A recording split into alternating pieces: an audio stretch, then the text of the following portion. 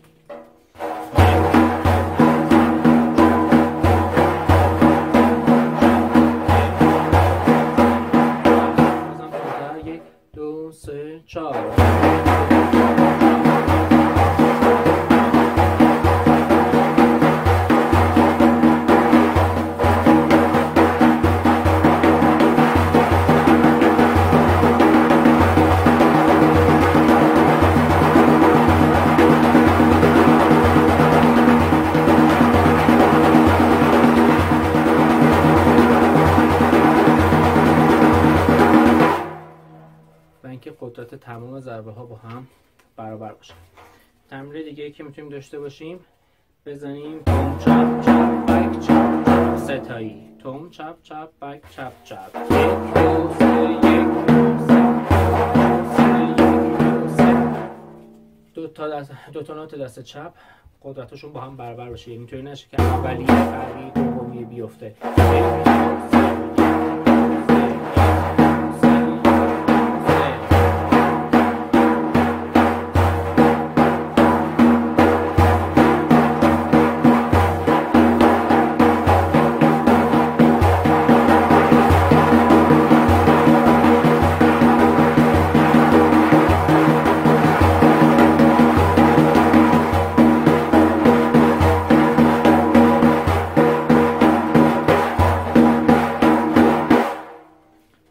بعدی میتونیم با ریز ترکیبش کنیم. توم چپ ریز بک چپ توم چپ ریز بک چپ، یک دو سه یک دو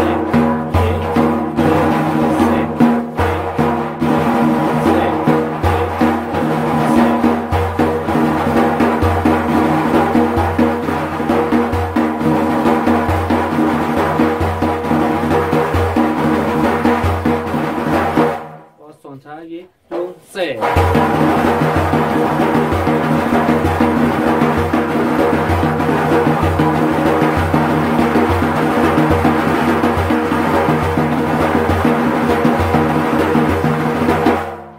میتونیم آرومترش کنیم، تو سه 4 تا نوت بزنیم، یعنی چپ ریز بک چپ بک چپ چپ ریز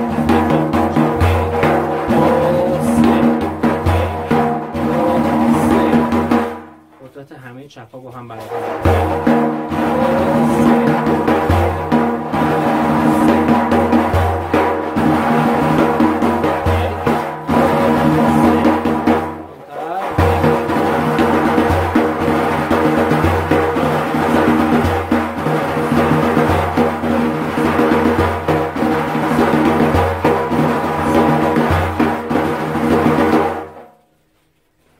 و اینکه سرعت رو ذره ذره بتونین خودتون عوض کنین. حتما اول با سرعت پایین، بدونین که تمیز هست، صداها برابر قدرتاشون، بلند و کوتاه نمیشه، از نظر صدایی ریتممون تند و کند نمیشه و همون رو سعی کنین با همون سرعتی که تو دستتون هست میتونین بزنین 2 دقیقه 3 دقیقه 4 دقیقه پشت سر هم ادامه بدین. و بعد ذره ذره سرعت رو بر این بالا. امیدوارم که بزنین و بتونه کمکی بهتون